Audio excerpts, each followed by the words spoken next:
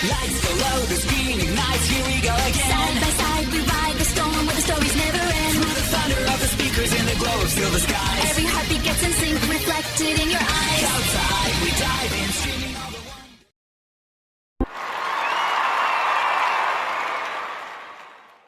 Welcome to Married to the Plot.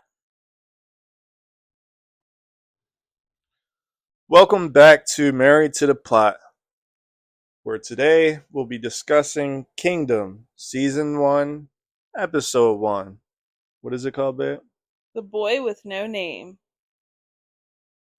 The Boy with No Name. This episode starts out with two war orphans dreaming of becoming great generals under the heavens. One chance encounter changes everything. Kingdom's very first episode drops you into ancient China's brutal warring states. And yeah, that CGI it's something. I did forget how bad that animation was, but don't let that stop you because the storyline prevails. Episode 1 sets the stage perfectly, introduces our hot-blooded protagonist Shin, his best friend Piao, and a dream of rising from slaves to the great generals under the heavens. The world feels huge and ruthless right away. Constant war, ambition, and no mercy.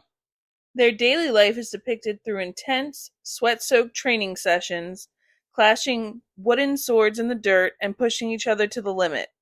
It's a classic underdog setup that immediately draws you in, emphasizing raw determination over privilege.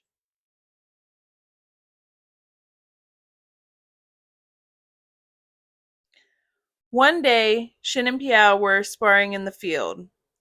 They felt what they thought was an earthquake and started running towards the vibrations. They see two armies at battle. One day, you and I will be the heroes of a fight like this, stated Piao. The narration goes on to explain the long-term Chinese conflict, where over 100 nations fell, and now only 7 remained in a constant warring state. Qin, Zhao, Wei, Yan, Chu, Han, and Qi. This is the era of the warring states. The turning point comes when a Qin minister scouts talent and selects Piao for palace service. Separating their friends for the first time, this separation feels heartbreaking. Piao gets a rare shot at escaping slavery, while Shin is left behind training alone with undiminished fire. Weeks later, Piao returns mortally wounded, collapsing into Shin's arms. In his dying moments, he reveals a palace coup orchestrated by the king's half-brother, Shang Zhao, involving slaughter and betrayal. He entrusts Shin with a map to Hebei village for help before passing away. The sequence is heart-wrenching, highlighting themes of loyalty and the fragility of life in a world dominated by royal intrigue. Shin begs Piao not to die, and he says, "We have to become the greatest generals in the world." Piao says, "We will. We've always been one in heart, Shin. Take me with you." Piao dies. Shin is devastated. Quote, "I'll kill them all." Shin, fueled with grief and rage, races to the village and fights through ambushes from disguised assassins. Bursting into a hidden shed, he confronts a mysterious youth who looks identical to the deceased Piao.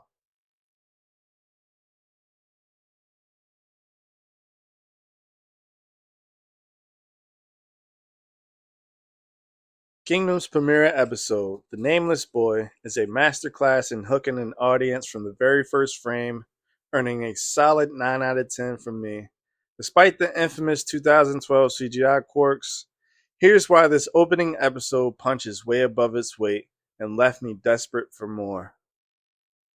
Oh my gosh, where do I even start? The first episode of Kingdom hit me so hard I was a complete mess, bawling like a baby and everything. It's hands down one of the strongest anime premieres I've ever seen, and honestly, 10 out of 10, it feels like pure perfection from start to finish. Kingdom delivers one of the most heartbreaking tragedies I've seen in an anime premiere. The bond between Shin and Piao feels instantly real. Two war orphans sharing the same impossible dream of becoming the great generals under the heavens. Their playful sparring and unbreakable friendship make the devastating turn hit like a truck. That raw, gut-wrenching loss becomes the perfect fuel for Shin's rage and determination. It's not cheap shock value. It's genuine motivation that propels the protagonist forward and makes you root for him with everything you got. The emotional depth just wrecked me. That moment when Shin holds Piao as he's dying, I can't even describe it without getting choked up again. The way Shin cradles his best friend, his brother in every way that mattered, while Piao slips away.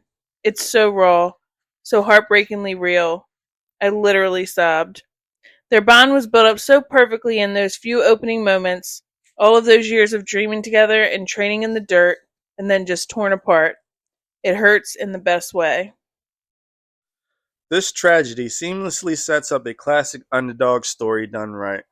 Shin starts at the absolute bottom, a nameless slave boy with nothing but a wooden sword, endless grit, and a dream bigger than the warring states themselves.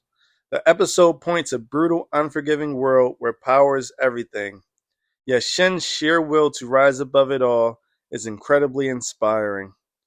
It's the kind of pure old school shonen energy that makes you cheer for the little guy against impossible odds, and Kingdom executes it with conviction. And the historical fiction aspect just elevates everything. Dropping us into the Warring States period of ancient China, with all its brutality, endless wars, and the weight of destiny on these young shoulders, it hits harder because it reminds us how sheltered our lives can feel sometimes. We don't live through constant warfare like that, but it makes you think about what people really went through. It pulls you out of your little bubble and forces you to feel the scale of human struggle, ambition, and sacrifice. And yet, it's wrapped in this thrilling, character-driven story that never feels like a lecture. Finally, the episode plants just enough mystery to keep you hooked. What exactly is this job Piao was recruited for? How does this small village boy fit in the grand plan to unify China? It teases a large world of politics, betrayal, and epic battles without overwhelming you, leaving you craving answers while giving you enough emotional investment to care deeply. That's why episode 1 gets a 9 out of 10 from me. It's not just a setup, it's a promise of greatness that the series absolutely delivers on later. If you're looking for something that grabs your soul and doesn't let go, for me, this premiere is a flawless 10 out of 10. Even with the shitty CGI, the world feels alive, the characters feel real, and the emotions feel overwhelming in the most beautiful way. If this first episode already has your heart racing and your eyes stinging, and if Shin's Fire has you ready to cheer him on through anything, smash that like button right now. Drop a comment below with the moment that wrecked you the most, and subscribe so you never miss an episode. We're jumping straight into episode 2 next week. Shin's journey is just getting started. Let's conquer this series together.